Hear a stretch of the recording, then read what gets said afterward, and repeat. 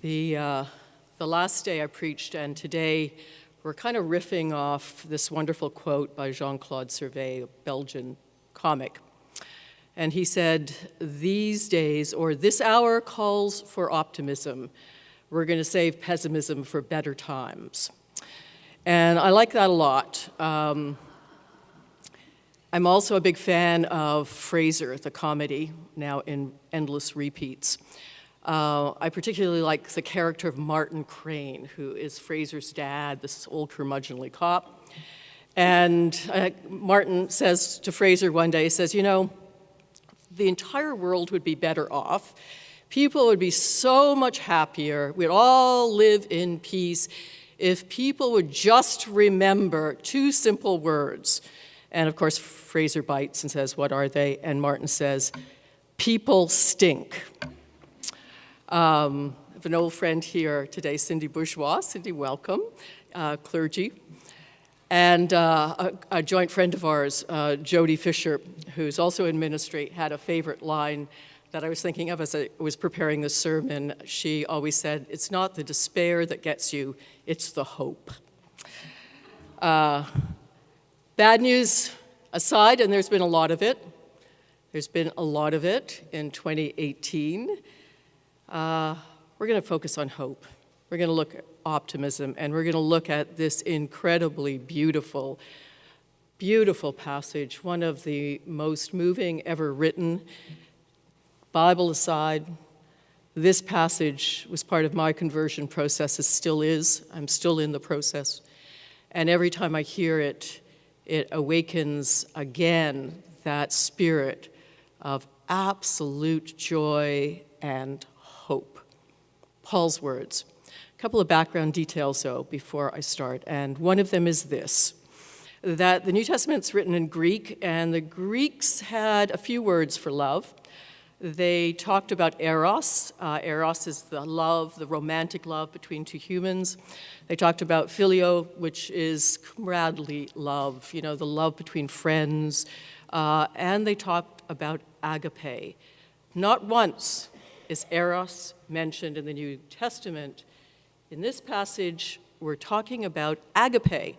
So when you hear this passage read at weddings, you can go up and be that curmudgeonly guest at the reception and just explain to folk, probably not the most appropriate use of this passage, because the agape that's talked about here is the love of God for us and us in return for God. It's divine love. In fact, you could replace love in this passage just with the divine or God, and it would read more appropriately.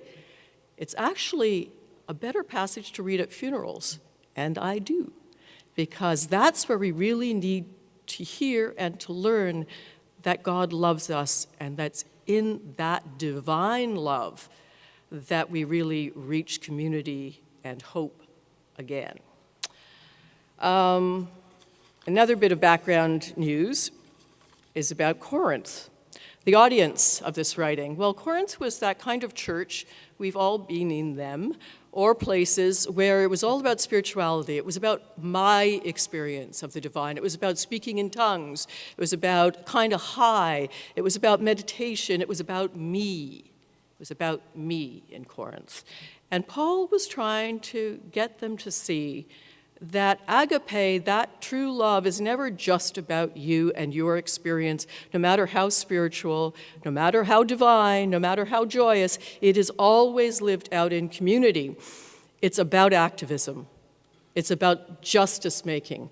That's what agape is about. It's about co-creating with God. It's about being one with the divine and making those changes we need in our world. That's what agape is about.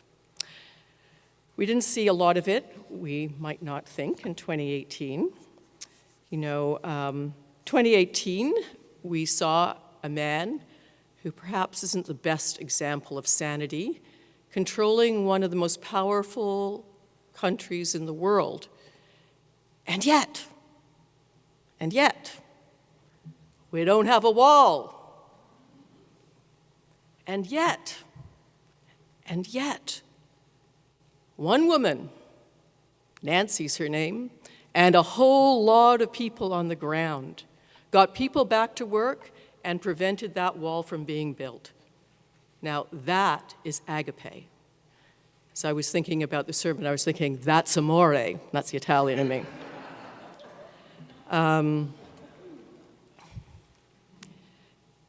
This passage was written by a man who wasn't a saint by any means. Paul, our brother, murderer of Christians, betrayer of his people to the occupying power. That was Paul. And he lived with that every day of his life. And he lived with it in prison, he lived with it while being tortured, and he lived with it while writing this too. So he lived with a lot of guilt, and he lived with a lot of regret. And he still wrote this. It's probably good to hear it again. Particularly this part. Love is patient. Agape is kind. The divine is not envious or boastful or arrogant or rude, does not insist on its way. It is not irritable or resentful. It does not rejoice in wrongdoing, but rejoices in the truth. It bears all things, believes all things, hopes all things, endures all things. Endures all things. So I thought, in the spirit of agape, let's talk about why we don't stink. Let's talk about why we come together with no expectation of outcome, just like Paul, and we work together with God, this creative force, this divine, to co-create a beautiful world. Here are some examples, and these also are from 2018. For example, our Earth. Yes, we all know it, 12 years left, we have to do something. But did we know that the ozone is healing and may be completely repaired within our lifetimes? This is according to the UN. It's amazing. It's amazing. And that is agape. That the second largest coral reef, I actually caught a glimpse of it over the winter break, has just been removed from the endangered category, and a scientist in Florida has made a discovery that allows reefs to grow 40 times faster, and he says he won't retire until he saves all the reefs on Earth. That's 2018. That's agape. Portugal was just one of many European countries that for a month completely supplied all their energy needs with renewables, and they're not alone. Many countries in Europe did the same thing. We're on the road to being able to do that. That is agape. That bans on single-use plastic bags, plastic straws, microbeads are spreading around the globe from jurisdiction to jurisdiction. Agape again. And the difference one person can make. A German started this when he was only 9 years old. He started galvanizing youth across Germany to plant trees. They planted 1 million. By the time he was 20, got a UN job out of it, and now he aims to plant 1 trillion trees in the next few decades. That also is agape. What about peace and human rights? We may worry about them, and with good reason, but listen to this. The Journal for Peace Research says that death from state conflicts, that is, death from war, is down 32% from 2014. That is the work of millions of folk and the Creator. That is agape. And how about this? This surprised me. First time in human history, last year, the majority of humanity did not fall beneath the poverty line. It's the first time in human history since records were kept. That is agape. Here's another one. Since 2010, Global HIV and AIDS infection rates have fallen by 35% in adults, 16% in children, and most countries, listen up, this is good news, are now on track to eliminate all new infections by 2030. That is agape. That is the divine at work with us. We did this with God in this world.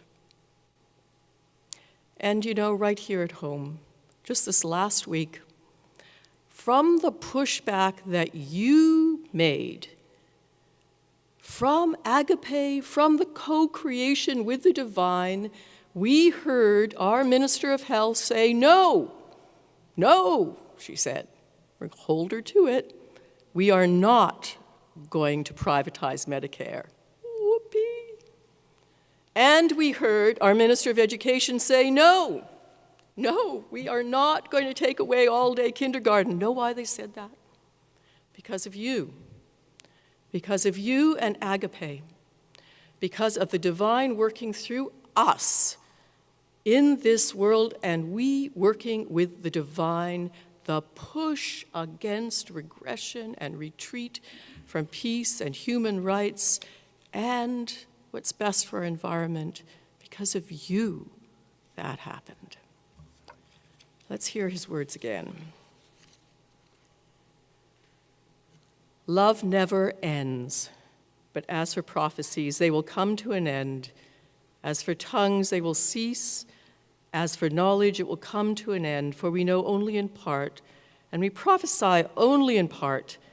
But when the complete comes, the partial will come to an end. We're children, really.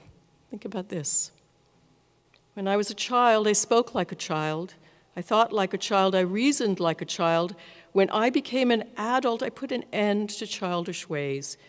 For now we see in a mirror dimly, but then we will see face to face. Now I know only in part, then I will know fully, even as I have been fully known.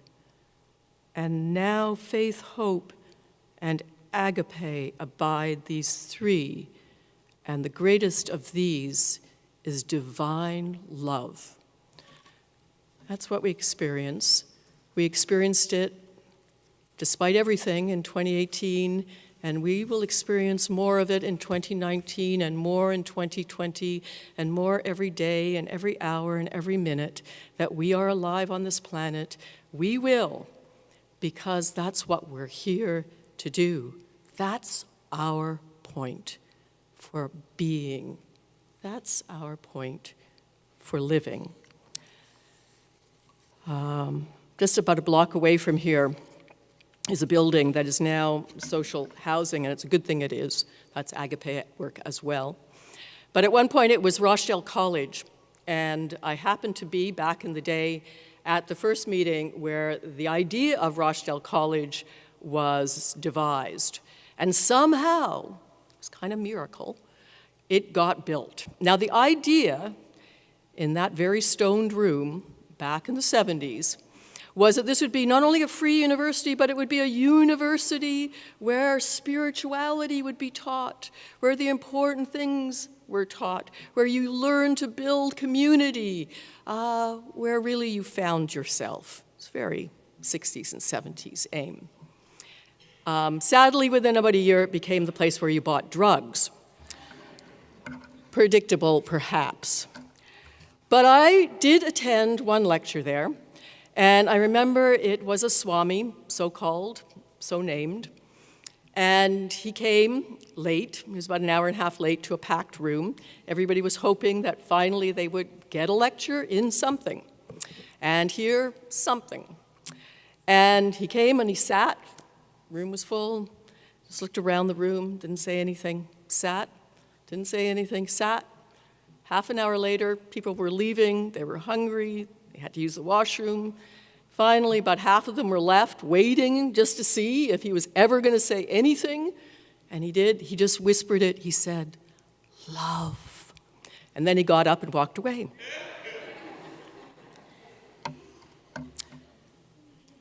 This is the moment of agape. It always has been. It's been that moment since Paul wrote these words. It's never been anything else.